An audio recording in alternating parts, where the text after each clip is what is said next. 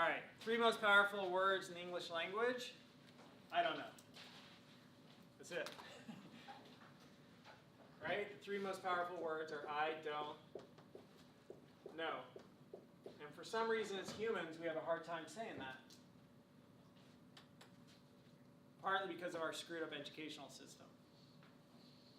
Where you're rewarded for knowing and you're punished for not knowing. And so we learn to like cloak and hide the fact that we don't know. We stay quiet.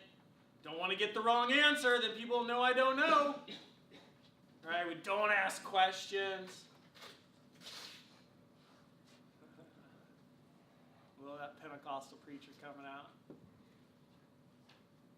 But the 3 most powerful words are I don't know. I don't get it. I don't understand. Your job as a student is to articulate those words as much as possible. I don't understand. I don't know. Can you help me understand more?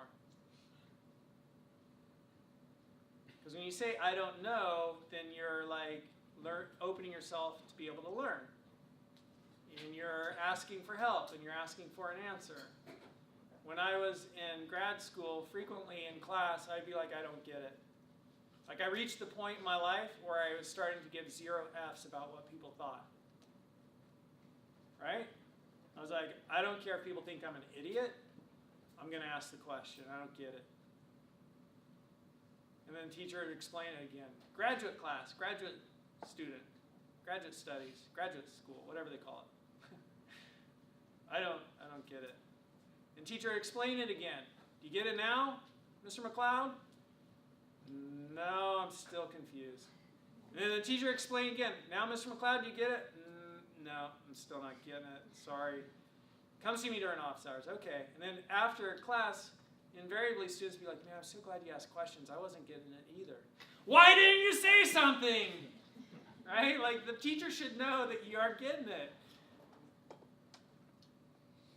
It's the teacher's responsibility to eventually say, look, come see me in office hours. But if the whole class is saying, I don't get it, then the teacher can keep going forward and leave everybody behind. But then it's just a person involved in some weird individual exercise in front of a bunch of other people. It's not helping those people, right? Like teachers are here to help students learn. If you already knew, which side of the desk would you be on? You'd be a teacher because you knew a little bit more. But when you're on that side of the desk, when you're a student, your job is to not know.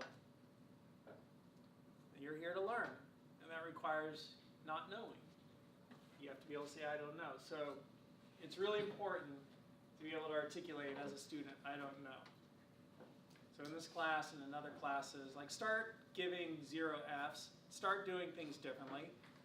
You know, stop worrying about, or stop caring if you're worrying about what people think of you. Like, you know, like I still worry, what do people think about me? And I'm like, yeah, but who cares about that? Like there's that part of my mind, it's like, what will people think about me? I'm like, yeah, just keep talking to yourself in the corner, I'm doing it anyhow. You know, there's like different voices in our heads, you know? It's like, well, that's that voice that's worried about what people think of me. I'm going to do it anyhow. So I don't know.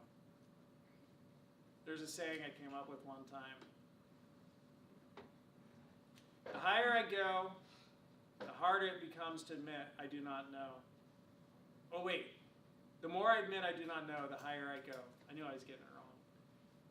The more I admit I do not know, the higher I go. The more I admit I do not know, the higher I go. The higher I go, the harder it becomes to admit I do not know. In some ways, right? Because people look to me and I'm supposed to have all the answers. So a lot of teachers teach as if, hey, they got all the answers. We know some stuff. We don't know everything. So that's your job. I don't know.